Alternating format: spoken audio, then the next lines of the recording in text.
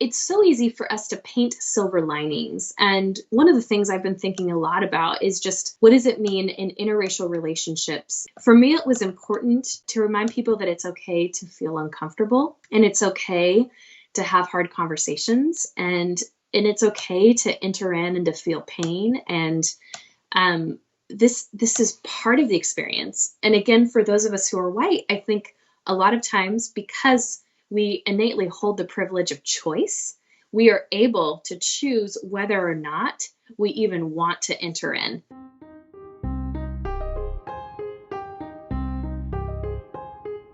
Welcome to Theology Curator, a podcast hosted by Kurt Willems and available online at theologycurator.com. Each episode looks at a theological, formational, or cultural theme. We might dig into the life and letters of a radical Jewish teacher named Paul, converse about a pressing contemporary issue, reflect on the nature of following Jesus today, or even attempt to remedy doom and gloom preaching with a good old-fashioned dose of hope. This show is an invitation to build bridges between the first century world of the earliest Christ followers into the 21st century reality we now inhabit. The Jesus we excavate from the rubble of tradition might just surprise us all. Welcome back to Theology Curator. I am your host, Kurt Willems. Happy to be with you today, and I hope and pray that you are healthy, that you are safe. I know with COVID-19 and all of the curiosities and questions and struggles and, well, real pain and some people really, really sick and, as we know, even death, I want you to know that I pray that God is present to you in whatever need you have right now, and trust that God's goodness in the midst of suffering is one of the greatest gifts that we can ever have. We may not get to remove the suffering, but we know that God does not remove that beautiful, holy presence from us, even during those moments where we don't quite think we feel it. And so I want you to know that I have all of you in prayer and thought. As I say this, I want you to know that I believe that God is for you and hoping and praying that we get through this sooner than later.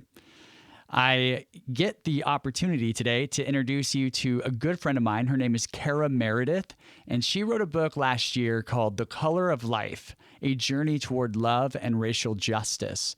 And I've wanted to have this conversation for quite a while, and one of the things that has been awesome about transitioning to this sort of format versus just the Paulcast is now I can talk to you all about this wonderful book and my really good friend. I'll tell you more about her in our actual interview, but that is going to be the focus of this episode. I wanted to also say I recorded this with her in December, and right now it is the 3rd of April. I think this will probably go live early next week. So my point being, it's been in the hopper for a while, and between writing my own book and COVID-19 stuff causing really, really big complications at home, I haven't been able to get this one out. So I'm excited that you finally get to hear from my real good friend, Cara. And I also want to let you know I have a lot of content in the hopper, and I'll just list a few of them out there for you. And these are what you have to look forward to. We'll get to hear from my friend Dan Kent, who also wrote a book about a year ago or so called Confident Humility. And it's a really good take on what it means to be humble in the way of Jesus. I just love this book. Also, my friend Dennis Edwards is going to be on the show. He wrote a small book called What is the Bible and How Do We Understand It? That I think is a great, great guide for how to step into scripture that you can hand someone, that you can learn from. I know I'm even noticing some real important nuggets in there for my own study. So that is coming up. Also, Jay Kim, who has been a longtime friend, is a pastor and now has written his first book called Analog Faith, which really wrestles with technology and how sometimes faith communities are mediated by screens in weird ways. Interestingly enough, it just released right right after all the COVID-19 stuff, and churches are having to do video casts and these sorts of things. And so it's been fun to watch him give his reflections on that, because he's certainly not a curmudgeon. And, he's just really trying to make sure that we're asking important questions about what it means to be Christian community in the age of all of this technology that we have. The next one I'll mention, a guy named Jason Thacker, not someone I know in the flesh, but someone who wrote a pretty cool book called The Age of AI, kind of interesting, a different take on technology. And I look forward to talking with him, or actually I already did, but letting you hear what he had to say. Also, Curtis Holtzen, The God Who Trusts. He's writing from an open theism perspective on what does it mean for God to have faith? What does it mean for God to trust humankind in this movement towards, new heavens and new earth. So very fascinating work there. And then last, right now, at least, I have someone who I've respected for quite a while named Lee Camp. He wrote a book recently called Scandalous Witness, all about how do we as Christians engage in the political sphere? What are the things we need to be thinking about? So all of these are on their way. Hopefully in the next month, I'll be able to get most of this out. And what you get to hear today, my friends, is so important. We are talking with Cara Meredith again. The book is The Color of Life, and we're talking about what does it mean to step into racial equity conversation? What does it mean to be in relationship with people who are different races than ourselves? And so if you are a person of color, of course, you have a different perspective on what it means to step into a relationship with a white person than maybe a white person would have with a person of color. And so books like this really help open us up to all of the complexities and all of the beauty of what the whole vision of the New Testament, I think, was pushing towards in lots of ways, that Jew and Gentile, that people who are not alike belong together. But if we're going to do life together well, we have to commit ourselves to actually doing the hard work of not just thinking about others in our own set of categories, but actually hearing from, especially those who have less privilege, who are marginalized in culture and society, and see if we can mutually help each other grow and also be the kind of people who reflect the love and beauty of God to the world. And so, my friends, I commend this interview with Cara, and hopefully you find something really helpful here. And also, let me just say, get her book. It is really a fun read, whether you get the audio or print version. Oh my goodness, this thing is a good read, not just because of the content, but because it's just fun to step into a story. So with that, my friends, let's step into this conversation.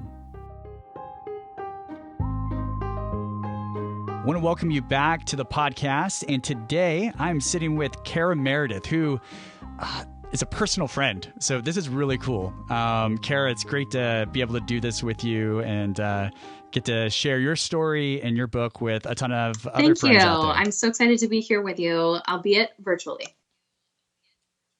Yes. We miss the easy access coffee hangouts. True. You know.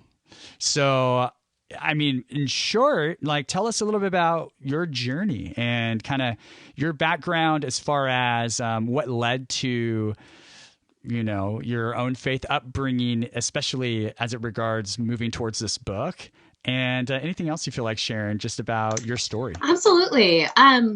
Where to start? Faith upbringing. I was raised in a Christian home. I was raised mostly in the American Baptist denomination, which I'm a huge fan of the American Baptist now, although I am technically a converted Episcopalian. But American Baptists, they're big on women. They're big on issues of social justice. They're very inclusive. And I think that was very formative for me, even though I didn't necessarily realize how much my belief was still very centered in whiteness, for lack of a better word, in white culture in particular. So my book, which is called The Color of Life, is about my journey as a white woman into issues of justice, race, and privilege. It's a spiritual memoir. So it follows the story of love, interracial marriage, of my marriage, of marriage to a man who's the son of a civil rights icon, of my eyes being opened as a parent of mixed race kids. But again, but it's not necessarily, or it was never necessarily about marriage to a Black man or about being the mom of brown boys. But it's very much simply about the journey of I hate to say waking up because of all the connotations, but just to opening my eyes to the world around me and to realizing that it wasn't about me, for lack of a better word, or phrase, excuse me. Yeah. No, I mean, I've been sitting with this book. I mean, since you got your first book contract, I mean, we've been talking about this, and what's been really, really informative for me is just kind of watching you, not just as a writer, because I've learned a lot, as you know, from your process as a writer, but also watching you just kind of like publicly sort of share your own process as the book was coming together and some of the things you're learning along the way about your own sort of space within this conversation. And I mean, the subtitle is so appropriate, A Journey Toward Love and Racial Justice. To maybe move into the book a little bit, I'm curious, you mentioned a very well-known civil rights icon. We haven't said his name yet, James Meredith. And tell us about your father-in-law a little bit, especially about sort of historically, who is he and what was his role in the civil rights movement and even into today? Absolutely. Who is James Meredith? So I tell this story in my book, but on our third date, my husband, whose name is also James, James and I sat down, we were in his living room, and he pulled out a stack of photography books. He placed them on the coffee table in front of me, and he said, "Hey, there's something I want to show you." And he opened up these books to a couple of earmarked pages, and he pointed to the pages, to the pictures on the pages, the photographs, excuse me. And he said, "This is my dad." And there was one page in particular that he pointed to, and on it was a picture of Martin Luther King Jr. And I looked at him and I go, your dad is Martin Luther King? You know, and he's like, yeah. And I remember he's like, that no, moment. My dad is the man who's walking next to him. And that picture was a photograph, again, of MLK and my father, whose name is James Meredith. And it was taken in June 1966. So there's two main parts of the movement that my father-in-law is famous for. The first, I'll work backwards and then I'll go back to 66. But in 1962, he was the first Black man to integrate into the University of Mississippi, or Ole Miss. And so that was a major event. If you've never studied or read about it, it is fascinating. I mean, the Kennedy brothers, they were instrumental. Over 30,000 National Guard troops were sent in to help him integrate. But essentially it was huge because it represented an overhaul of the Mississippi state government, of the U.S. government, essentially overthrowing the local state government. There's a phenomenal book called An American Insurrection by William Doyle, an historian. And the entire book is all about the integration. So I do focus, I mean, my book is, it's a collection of stories, like you said, and that was actually very purposeful. This book, if I could cuss on the airwaves, which I won't, but I mean, it went through so many revisions.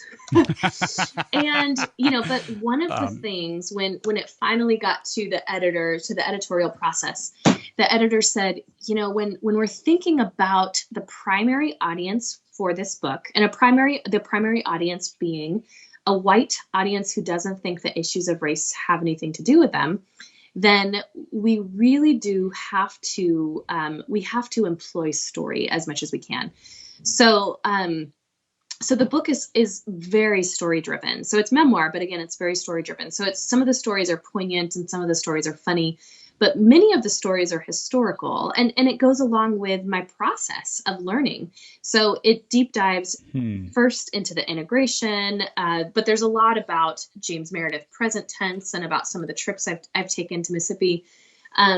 But then I'm so cyclical. Are any of your listeners following as my brain just circles through answering your question? No.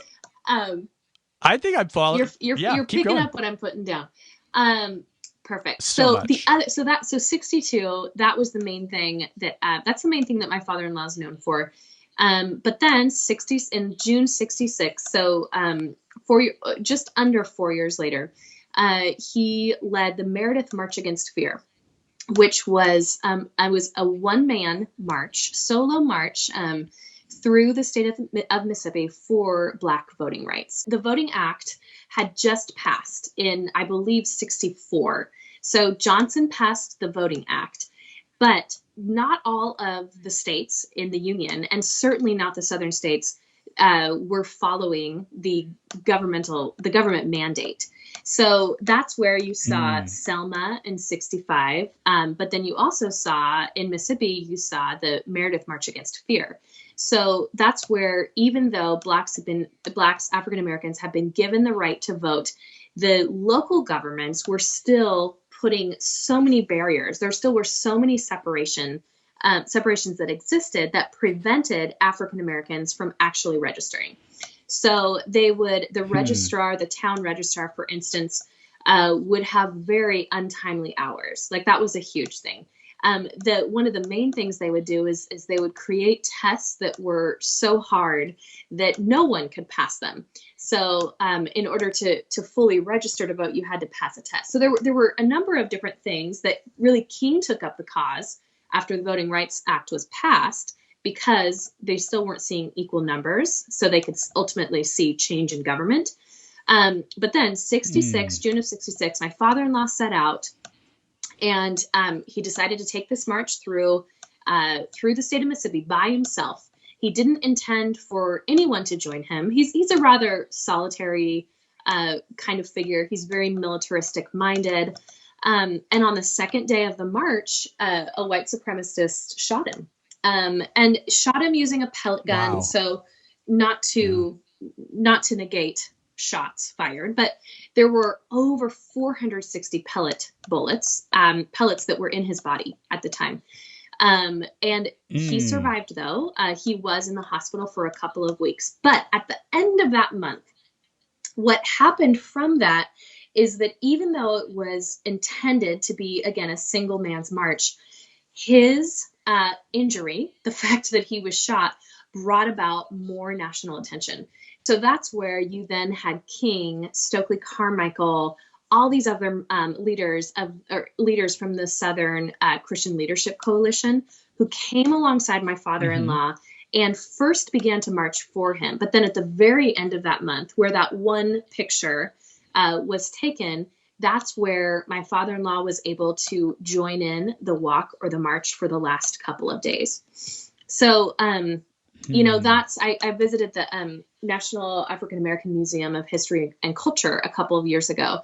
And interestingly enough, they didn't show any pictures or footage of this 62 integration, but they showed quite a bit about the Meredith March Against Fear. So for some historians, the march was actually a bigger deal than the integration. But for my father-in-law today, he's still alive. He's alive. I mean, he's nearing 90. So he is getting up there. He's really not, I mean, he's not traveling to California, which is where we are. He sometimes is traveling in the South a bit, but really a lot of his work now, he continues to use his, I don't want to say platform, because the man doesn't even have email, let alone, let alone like a, Twitter or Facebook or Instagram. But he continues to use his fame essentially for good, mostly within local spheres. But he's out there. He's still spreading a message. So, wow, that's so cool. And he ends up writing the foreword for your book, right? I mean, that's kind of a unique thing. And considering his story is littered throughout, what a gift, because you don't, in the book, you don't hold back. I mean, you're very raw about the hard dynamic between the two of you, even at times. And yet the beautiful things that emerge out of that challenge and that struggle between the two of you in some sense. And so I think it's just amazing. In fact, did you do an event or two together or something? Do I remember? We did. Like I flew out to Mississippi with my younger son in April. So 2 months after the book released. And we did an event with my father-in-law and Jamar Tisby, which was Jamar is the author of The Color of Compromise, which he and I laughed about. We have the same publisher, and literally like a month before his book released in January of last year, mine released in February. And in December, we figured out, / the publisher figured out, that our titles were one word apart. we were like, are you kidding me? Like, I mean, maybe they end up a compliment, but I mean, just to speak to the bigger point, I was honored that my father-in-law wrote the foreword. My husband actually also wrote the afterword, which for me was very important, that the story be bookended. By these two men in particular, but in particular by people of color. I don't ever want people to miss the point. And so that was very intentional, just as even the title or the subtitle, like you noticed, was very intentional. Mine, and I think this is where, for those of us who identify as white or of European American descent, ours is always going to be a learned experience. It's not going to be a lived experience. And so we were purposeful in the subtitle of it being a journey toward love and racial justice. I may have hold a firsthand account, of what it means to be in an interracial marriage or to raise mixed race kids. But I do not and will not ever have the experience of being a person of color. And so what does that mean for us? But as far as it goes in the story, my father-in-law read the book. He loved it. He said it was the truest account of him that's ever been written.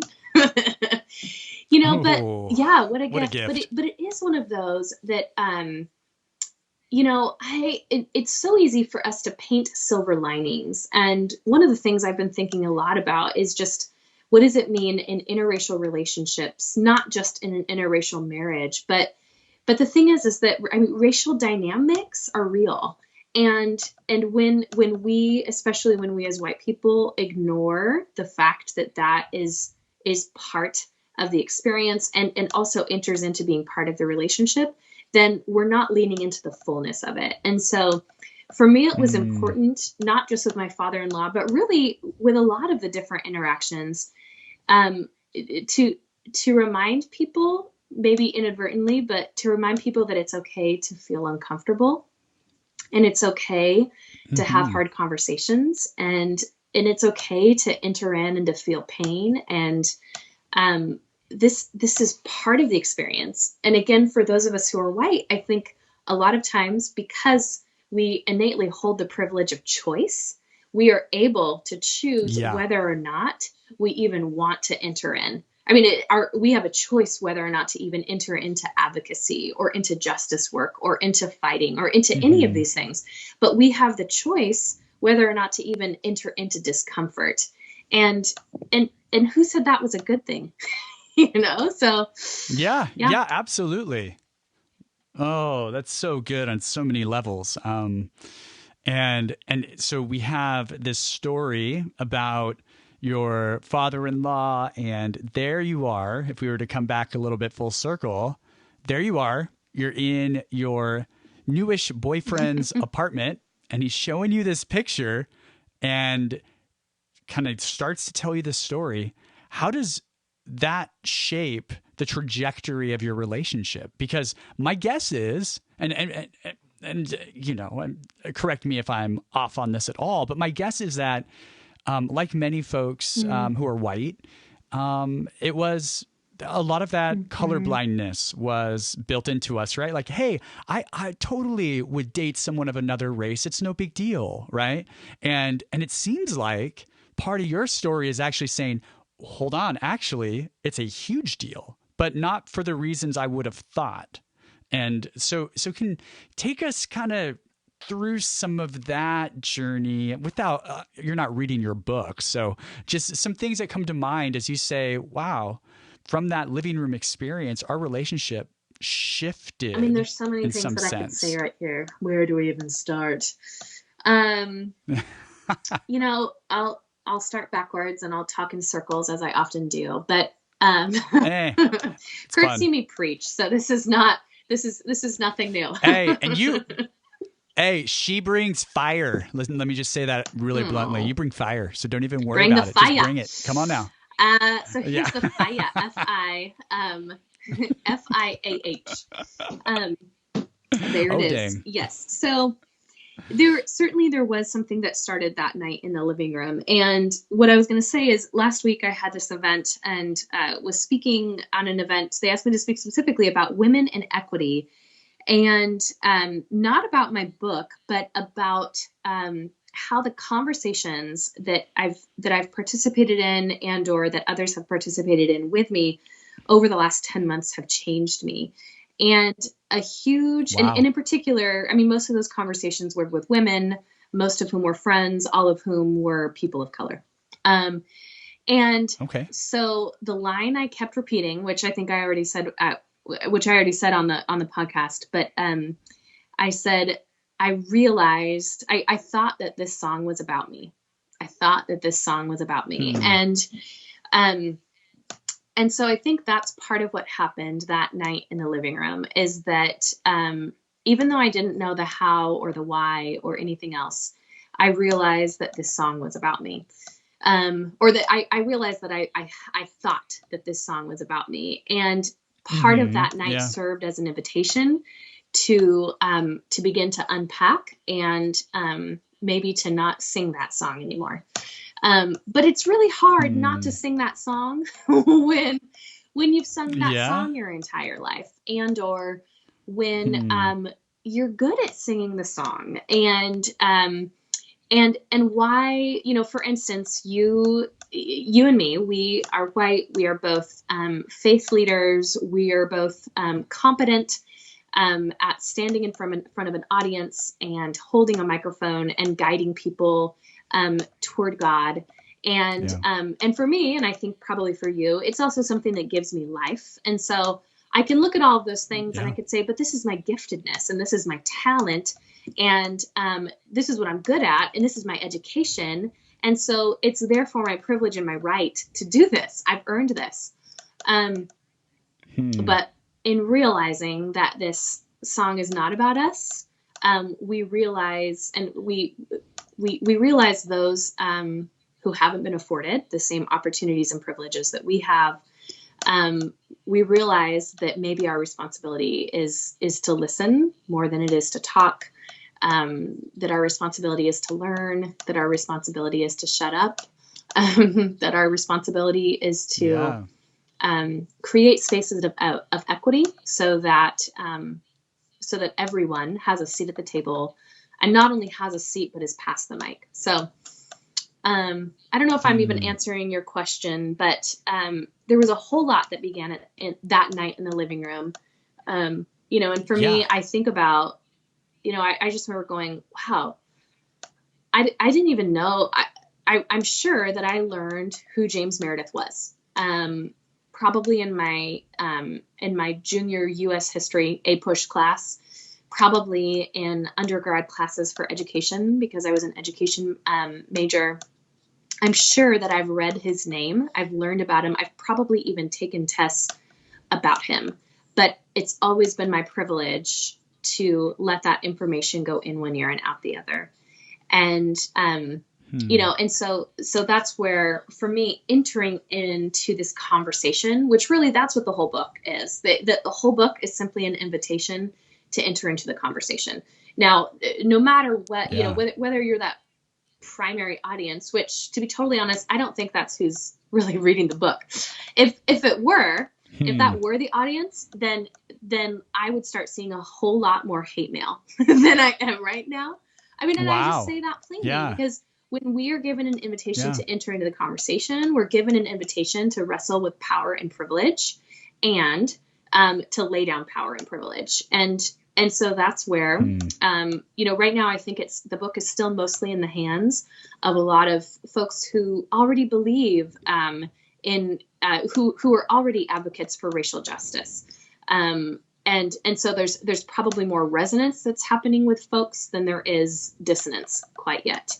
And yet oh man, bring on the dissonance. Cause that means that those who need to really be reading it are reading it. So. Yeah. And it sounds like what you're noticing, at least so far, is what you've written is really for those people who need language for understanding their own kind of process. Now I'm thinking of white folks and specifically, right? That you're giving language that people are resonating with and are able to say, oh, that's what this is, or that's why that thing matters over there, right? And I think that's a huge, valuable space. But I hear you. Bring on the folks that aren't even that curious yet, but perhaps are saying, well, let's give this weird idea that race is a big deal a shot, but clearly it's making waves. Clearly you are impacting folks, and that's exciting. And I know I have a hard copy and got a chance to thumb through it when it first came out. But I said, you know what? I don't want to just thumb through this. I want to spend some time with it. And so about a couple months now, I got the audio version and got to hear the whole thing in like a couple of days, just sweeping through commutes and stuff. And for me, I was one of those people for sure. Hey, this is giving language for a lot of my questions and experiences. And there were moments in the book where I teared up. I mean, there were very clear moments where it was like, oh, as you've come away from this process and you've had various experiences, various speaking engagements and panel discussions. What are some recent, you mentioned, I mean, even the song, how do you say it? This song isn't about me. What are some other things that you've kind of been able to receive from others as you've been on the journey with this book and sort of the ramifications of having written a book like this? And what are some things that you're taking with you as a result of The Color of Life being alive on bookshelves? I think that the greatest thing that I'm taking with me is that this is a conversation, and it's meant to be a conversation. And I can say until I'm blue in the face that my book seeks to be an invitation into the conversation.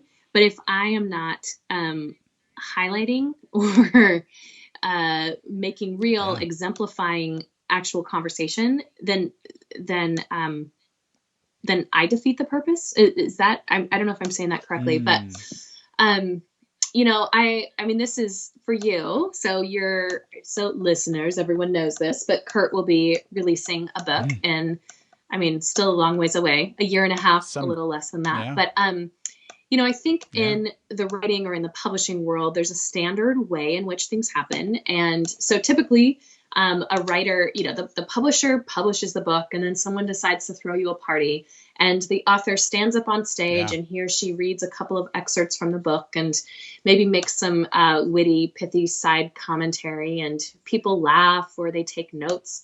Maybe they ask questions, they say some nice things, occasionally they clap. But really, for the most part, it's a very solitary experience. It's about the author standing or sitting up on stage by him or herself and receiving accolades for the very hard work that went into actually publishing a book. So, that's where I knew enough to know for myself that if the white lady, who was me, stood up on stage and did that, and read some fabulous stories about race, then the white lady would be missing the point. And everyone, everyone in the audience would also be potentially missing the point.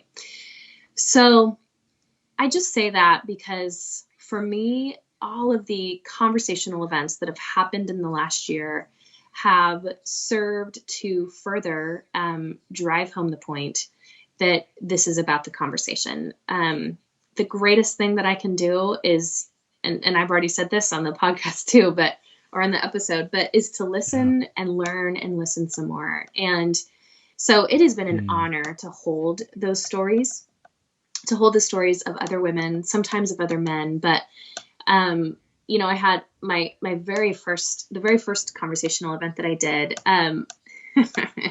my friend Maisha, and she and I ended up doing a number of them afterwards, but she goes, "Girl, I'm just going to remind you." And I was like, "What?" And she goes, "You need to not take up so much airtime." And I was like, "Whoa. Oh, yeah." And she goes, "If this is a conversation, then it's a conversation. And you and I are going to actually talk. And this isn't going to be about me asking you questions and you answering, but this is going to be about the two of us going and volleying back and forth." And so for me, that also was a time in which I had to be okay with knowing that standing up on stage or sitting up on stage beside another person meant that I wasn't always going to be comfortable. And it meant that I wasn't always going to, my words weren't always going to be regarded in the best light. But I sit here and go, why would I have, that it was purposeful in my book to also write about my foibles, for lack of a better word. But what does it mean to not have it all together and to admit that we've messed up? And again, I think especially for a lot of white folks, like it's almost like we treat it like a one-hit wonder. And we just think, oh, if I just read this one book, oh, if I just listen to this one podcast, oh, if I just watch Roots one time, then I'll get it. And I will be nice and awakened. And for me, the invitation, and I would assume for you, and I would assume for your listeners, is to continue entering in and to continue making the choice to enter in. Yeah. And sometimes that means that we're going to get it wrong, but that's okay. So, yeah, there you go. I'm ending on a cliff note, but yeah. That's so good. No, that's what a gift to us to kind of hear. It's easy, like you're kind of alluded to earlier, like some people write books, talk about the book for a few months, and they can set it down because it was a topic they dealt with for a while. And now they're on to their new topic. You don't have that convenience unless you want to take it for yourself, right? Like you just can't. This is something to be lived in, forever. What a big deal that is. And well, as I think of your own journey, one thing you've brought up is the fact that you and James, you're married and have two beautiful kiddos, and now you find yourself as if it happened yesterday, but eventually you find yourself the white mom of mixed race children. I think growing up, I never would have thought that was a challenge, but I even have family members that are mixed race, and never would have occurred to me that besides, hey, I have some family members that speak a different language, that anything else was going on. And stories like yours and various others are saying, whoa, hang on a second. There's a whole lot more going on. What would you say to folks who are curious about what it's like both to raise mixed race children, but also just the issue and conversation around what it means to be multiracial in our society? I hope you have 5 hours to talk about this. Yeah, I know. That was the big one, right? No, I mean, to be totally honest, this was probably the part of my book that I went into with the most trepidation, mostly for a couple of different reasons. Most of the book was written when my boys were between 2 and 4 years old. And they're still pretty young, but I mean, I'm still the parent of young kids. And so you and I, we have, I mean, our kids are relatively in the same, age range, but we're still figuring this out. And, so for me, I felt like I was very much still entering into the conversation when it came to parenthood, but in particular, when it came to having conversations about race, when it came to raising mixed race kids. The other thing, though, is that there still is not, historically, there still is not a whole lot of literature on the mixed race experience. And that's something that so much of my book is research-based, even though it's very story-driven in nature. But for me, I wanted to understand as much as I could. I tried to get my hands on books, but it was interesting. There were, at the time I was doing research, there were a lot of fiction books. There's a lot of fiction that's been written, but there still is not a whole lot of nonfiction. I did interview as many mixed race individuals, grown-ups, as I could, that I knew and or that were willing to do an interview with me. But for me, when I think about what it means to parent mixed race kids, but really to parent kids of color, I mean, we're speaking about two different things, but then also about what it means for all of us, not just for those who are parents of kids of color, but what does it mean to honor the racial identity? So it's one of those that kids, I mean, there's so many different studies out, but there's kind of two different camps, two main ideas. So camp number one says that kids as young as 6 months old are able to make racial preferences and or to distinguish race. So there was a study several years back that showed pictures of different adults. And so they would monitor the infant's response to different pictures, and pictures being pictures that differed from their main caregiver of a different racial demographic. So there's that, but then study two, or kind of camp two, says that kids as young as 3 years old are able to really make racial preferential choices. So again, we're kind of talking about the same thing, but regardless of whether you believe that a kid first sees race, quote unquote, or at 6 months old or at 3 years old, kids are not colorblind. And yet for many of us, not just white folks, but for many of us, we were raised with a colorblind rhetoric. So, especially following the civil rights movement, which ended kind of with the death of King. But essentially, in the late 60s, then when it came to, there was a rebound that happened in the 70s, but especially in the 80s. And in particular in education and in faith-based circles or churches, in which they said, okay, if we got race wrong for so long from seeing color, so to speak, then we're going to swing the pendulum to the other side and we're not going to see color. So we're going to be colorblind. So that's where so many of the movements that happened. And for me, I grew up in the 80s. And so that was the language we spoke in both church and in school, that we were colorblind and you weren't supposed to see race. But going back to my kids, even though this is not about my kids, this is about all of our kids, we do a disservice when we don't honor who they are and what they're already seeing. And that's not just for, that's not just for me as a parent of kids of color, but it's for you as a parent of white kids too. So what does it mean for you to invite your older daughter, especially, on a journey of understanding her own racial identity, to dig into the roots of her assumedly European American heritage, but, to get to know her ancestors and or the people from whom she comes from.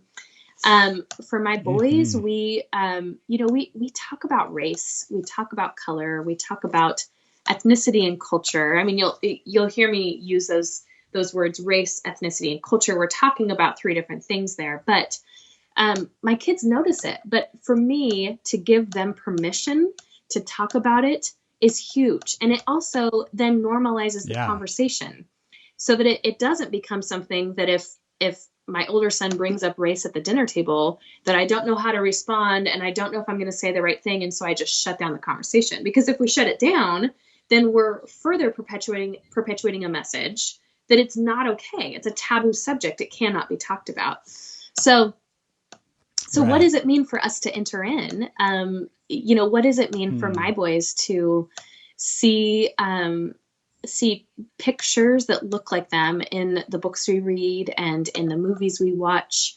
What does it mean for us to simply create a space in which this is a conversation that isn't off limits? And I guess my hope as a parent is that by creating that space, and really, I mean, this is a lot of the work I do now, is around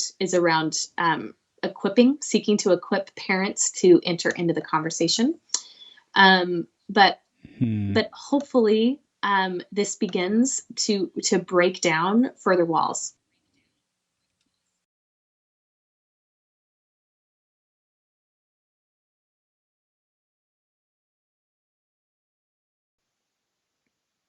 You reminded me of something. You brought up my oldest kiddo, Lydia, and she's 6. And we've really tried over the last few years to, as much as we know how and can, to talk about race and to really not do the colorblind thing, and she's had friends of other backgrounds, people of color. And, and one thing came up the other day. It was very fascinating. Because we've been really, just hoping and praying and noticing, and, parenting's hard, right? And navigating these things are challenges. And what I want to share is not really that big of a, big deal, but it illustrates the ongoing way that, I'm being challenged as a parent, asking questions and framing them well. So we're watching Seattle Seahawks. We do this all the time. We may or may not be crazy Seahawks fans since we moved here. So I grew up a Raiders fan. I was gonna say, have you actually converted? Because I feel like you can't live in Seattle and not. I mean, like you cannot be a Raiders. You cannot be Raiders Nation in Seattle. Like.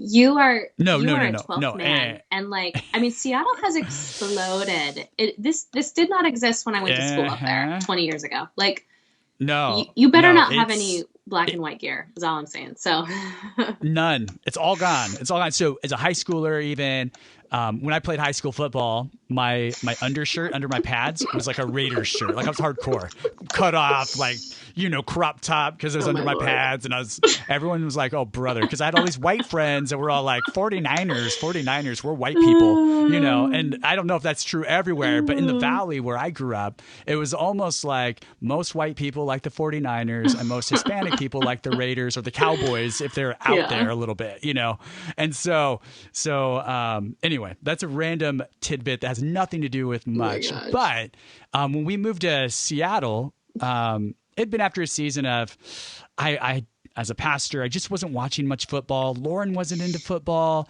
And so I kind of faded from watching, and I couldn't really call myself a fan anymore. And so we moved up here and we said, we're going to be so missional, and we're going to adopt every Seattle team is now our team.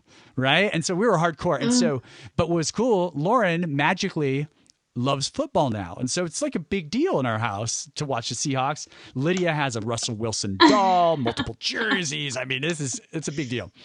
So her favorite player is Russell. She also likes Tyler Lockett. And, so we're watching last week's game, and she looks at me and she says, Daddy, how come when we watch football, most of the players don't look like us? And I said, what do you mean? And she goes, well, their color is different. And I said, isn't that kind of neat? And she goes, yeah. And I said, well, honey, and we had to process that. And I realized, I didn't stop the conversation. In fact, we talked for maybe 10 minutes about, difference and, the sorts of things that I'm trying to. It's hard to take abstract things and hand them to children, right? And so I'm like, how do I say this well? And so I don't know if I fumbled around or how it went, but the curiosity of children is so important to notice. And I just really appreciate the way that you not only highlight your own children's early curiosities, even up to the age of like 4 when you're finishing up the book, but also invite us to be curious about our own identities and how they play a part in how we step into not just the conversation about race, but hopefully relationships. And so I really love that about your work. And I love just the overall project. I love some of the love stuff in there. I mean, people who have those sort of heartstrings will get to experience the ups and downs. People who are human will get to experience. Yeah. You know, if you're human and you've felt pitter patters in your life, but also the crushing struggles of what it is to be in relationship, it's in there. I mean, and so as we kind of wrap up, I just want to say thank you for inviting people, you know, as a white guy, I can say white folks, into this conversation. I know many people of color have really appreciated what you're doing and the way you've postured yourself, not just in the book, but in your interactions and your platforming and all of that. And, you know, as we close, I'd love to hear just what's going on, what's next, if anything is next, and also where folks can kind of find you on the interwebs, etc. If they want to track what you're doing. Yeah. So, what's next? Well, Kurt and I were just talking about it in our 20-minute debrief before we actually pressed record. I am taking this year off. I'm committed to not even thinking about the next book until next fall. So, we are recording this in December 2019, and my goal right now is to hopefully start something in September 2020. But I really believe, especially when it comes to memoir, but with the kind of writing that I do, that there has to be some life lived in there. So I am just entering in this year, continuing to enter into whatever ends up in front of me. So last week I was able to do this incredible conversation with actor Niles Fitch, who plays young Randall, teenage Randall on This Is Us. So I was able to go and speak about equity in education, in particular for Black and Brown students.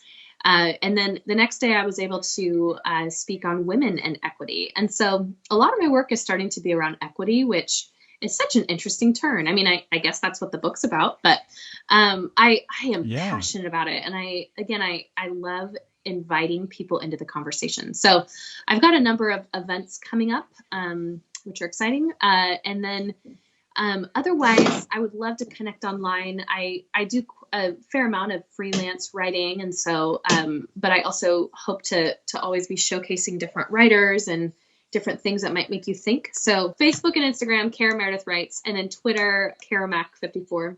I would love to connect with you, and please buy the book so that I can pay off my advance. Yes, indeed. Yes.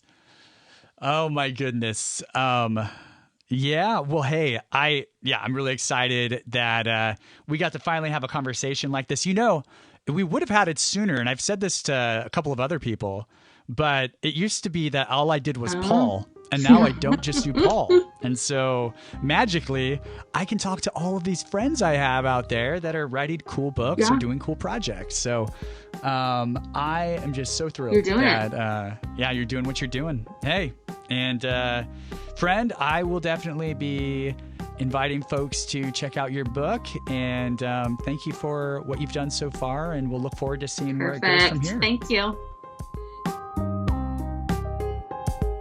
Thanks for listening to Theology Curator. For more resources from Kurt Willems, check out theologycurator.com/newsletter to sign up for our email update list. For new listeners of the podcast, we hope you will subscribe via iTunes, Google, or your podcast manager of choice. If you like what you hear, please leave the show a review. For regular listeners, consider supporting Kurt's online ministry at patreon.com/Kurt Willems. Lastly, please don't let this conversation end when the episode is over. We hope you feel empowered in regular life to explore theology and faith in intelligent and humanizing ways.